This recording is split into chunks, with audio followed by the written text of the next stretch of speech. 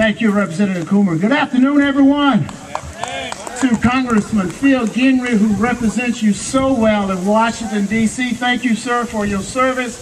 To Senator Barry Loudermilk, one of my former colleagues in the House of Representatives down there, serving with now Congressman Tom Graves. Those guys took me under their wings and taught me everything I know.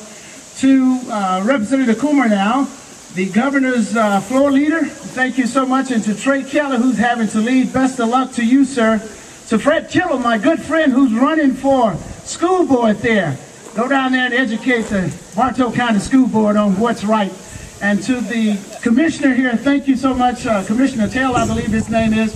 And for those of you who are looking at me for the very first time, yes, I am a conservative. Been this way since age 10, all the way down in the deep south part of the state of Georgia. Growing up in the civil rights era in 1965, in the 60s and the 70s, my wife and I relocated to Snellville, Georgia in 1986. And I dared to do something in Snellville that has never been done before. After the Republicans took control of the U.S. Congress under the leadership of Newt Gingrich, Speaker of the House, I set out on a course to become elected city councilor in Snellville. I'm going to give you some stats now. I know I have a short period of time to speak, but I promise you, in the words of King Henry VIII to all 8 of his wives, I will not keep you long, but I will tell you the point of what I need for you to hear here today. When I set out to run for an office in Snellville, get these stats now, Snellville was 98.5% Caucasian. And some friends of mine encouraged me to run for city council. And they said, well, we will vote for you. And I said, well, that's pretty good. And it was only 4 of them. And I said, my wife will vote for me. Hopefully, that's 5. And I'll vote for myself. That's 6. So I thought, man, I can win this thing. So I put my name on the ballot, and lo and behold, election day rolled around. Guess what? I got slaughtered in the polls. I pulled 464 votes out of 3,000. But from there, I got placed on the City Council Planning Board, served there 5 years. Long story short, I ran again for City Council in 1999. Same makeup. City 98.5% Caucasian, and there were only 400 African Americans in the whole city. I rolled out my campaign. In 1999, I ran for City Council again with my good friend Brett Harrell, who's now in my seat down at the Capitol. Election day rolled around. I pulled 1,388 votes, but I lost that election by 54 votes. They said, well, you did extremely well. And then the newspaper, and this is how the media can trap you.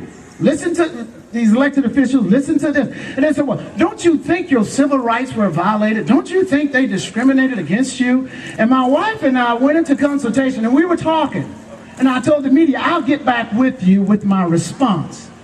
And my wife said, listen, honey, you have pulled 1,388 votes in a city that's 98.5% Caucasian. Now, God is telling you, you can maintain that voter base, and he'll open up another door for you, or you can be an idiot and go out there and say yes, and then destroy that base. I said, well, this is what I'm going to do, because I did not feel anything had been violated. I just didn't work hard enough. So I told the paper, I said, no, I congratulate the victor, the council lady, and I want to work with her to make sure that Snellville is a better place for all citizens to live. 7 months later, God opened up another door, and I put my name on the ballot. Went to a runoff, 3 of us in the race, not enough votes to win. We went to a runoff, and then I won. 2004, I got the call from the Republican Party to run for a newly drawn House seat in Snellville, in that area 106. 2 of us in the race. Election day rolled around. This had never been done before. Election day rolled around, and I lost by 54 votes. So it's something about that 54 I don't know. And I put my all in all into that race, and 7 months later, Senator Loudermilk, and you served with that young lady who resigned to become a judicial judge, a juvenile judge in Gwinnett County. 7 months later, she resigned, and I got the call again to run. 3 of us in the race.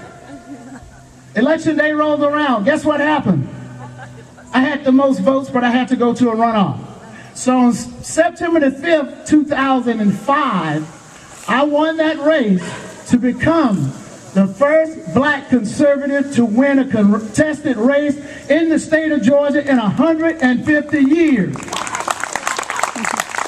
And Senator Loudermilk can tell you, when I landed at the Capitol, when I got sworn in, the Democrats looked at me as if I had fallen off planet Saturn. They said, "Oh my God, you're from Gwinnett." A lot of them didn't know about Melvin. They had never seen Melvin before, so they automatically assumed, because of the pigmentation of my skin, that I was a Democrat. Lo and behold, when they became involved in a conversation with me, the first thing they realized was, "You're a Republican." I said, "Yeah." They said, "But you're black." I said, "That must have happened this morning. I didn't know that."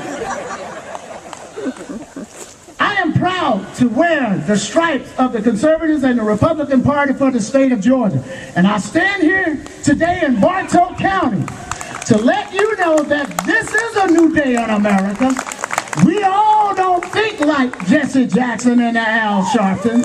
And all of us, and I know I did not, vote for President Obama in 2008 because I knew the man was an empty suit that was bad for this country. We did not need that at the time when he ran. And we don't need it now. We don't need it now. So Bartow County, all your conservative candidates that's on the ballot today, we need to go out and make sure, come November the 7th, that President Barack Obama and his uncle Joe Biden are given a one-way ticket back to Chicago, Illinois, and Delaware, never to be seen or heard from again. Now, I am a 23-year military veteran, retired, active duty and reserve. I have served my nation.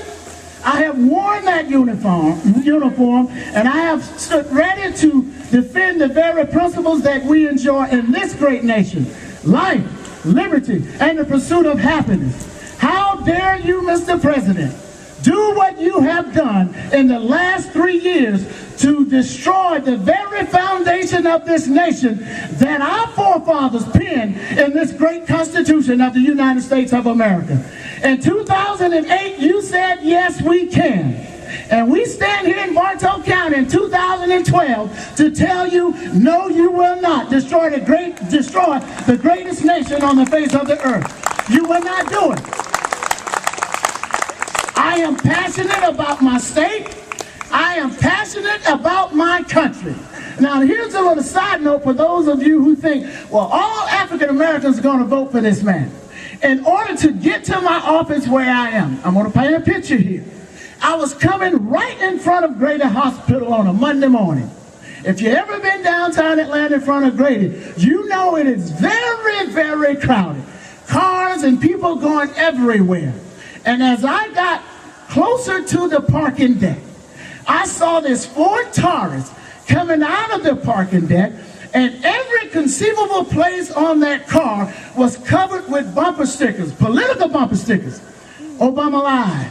No more Obama. Oh, must go.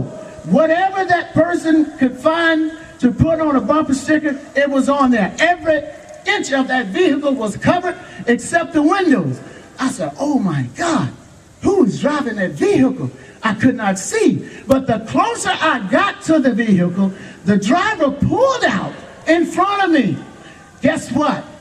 It was, I'm guessing the age here, about a 28-year-old black female driving that vehicle straight in front of Grady Hospital, in front of all of those people for the whole world to know and to see that I am not supporting this president for re-election. And I thought that was very brave of her to drive downtown Atlanta, the hotbed of liberalism, in front of all of those people. And I said, well, she's going to get killed. There's no way she's going to make it out. But God had a divine plan. She was being escorted. Get this now. It was just perfect timing. In front of her and behind her was Atlanta police cars driving her right through that area. So no one was going to say anything to her. Now, the media will have you to believe, and I read the stats the other day, well, Mitt Romney is not pulling any African Americans vote. He has 0%. And I'm saying, my God, I have Mitt Romney stickers on my vehicle. I count for something. All of us are not going to vote for this man. And I want you all to be confident in knowing that come November the 7th, Andrew asked me earlier, how do you feel about this election? I put it to rest 2 months ago because I knew that Mitt Romney, once the American people got a chance to see him in that debate, I knew it was game over, match, set, done. All of the millions of dollars that Obama has used to destroy this, attempt to destroy his credibility and his credit has not worked. And Americans, 71 million of them, on that first debate, saw the difference in the plan that Mitt Romney has for this nation and the empty suit on his right as far as President Obama, what they had to offer. And I knew in 2008, that's why I did not vote for him, and I'm proud to stand here in Bartow County today, and I'm leaving here going to Hall County to encourage everyone to get out, call your friends, email, do whatever it takes to get President Obama out of that office so we can put Mitt Romney in there along with Paul Ryan as vice president and put this nation back on the right track as far as economic prosperity and security and our national interests for our soldiers across this globe. I don't have to go into Benghazi to tell you all what has happened there. The day after that happened, I posted on my Facebook that that incident had nothing to do with the video. It was all because Secretary of State Hillary Clinton and the Secretary of the whole State Department and Intelligence and President Obama, they failed to protect Ambassador Stevens and the other three, and now the ugly truth is coming out. This man is bad for America. He's taken us in the wrong direction, and we have become much, much weaker under his leadership, and America cannot take another 4 years of President Obama. So do whatever it takes to unelect this guy and get him out of the office. I know I've gone way too long, but it's not too much. Not too often I get up in the mountains of Georgia, so as I finish speaking and you say, well, that guy didn't say anything, just blame it on the altitude because we are rather high up here. God bless you, Bartow County. Thank y'all for what you do. Let's go make it happen on November the 6th and put Mitt Romney in the White House, Paul Ryan as his vice president, and send those other two individuals back to where they belong. Thank you and God bless you.